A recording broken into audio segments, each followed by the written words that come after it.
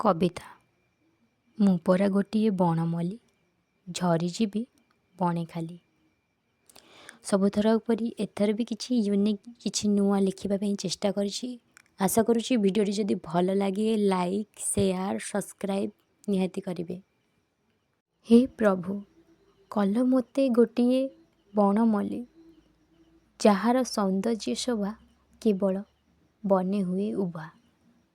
ଚନ୍ଦ୍ରମାର 22 ବର୍ଷ ପ୍ରତିଦିନ ହୁଏ ମୁଁ ପ୍ରସ୍ଫୁଟିତ, ମୋର ମହକରେ ମୋହିତ ହୁଅନ୍ତି ବନପ୍ରାଣୀ।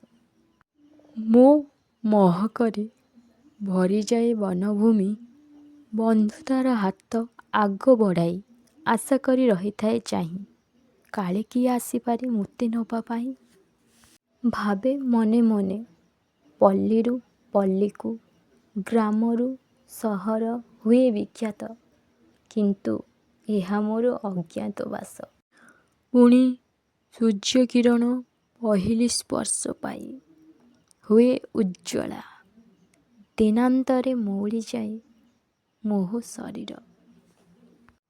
ପ୍ରତିଦିନ ପରି ମାଟି ମା ନିଏ ଆବୋରି, ସେ ବନ ମଧ୍ୟରେ ରହି ଗୁପ୍ତ, ନା ପାଇଛି କାହାରି ସାହାରା, ନା ପାଇଛି କାହାରି ସ୍ନେହ।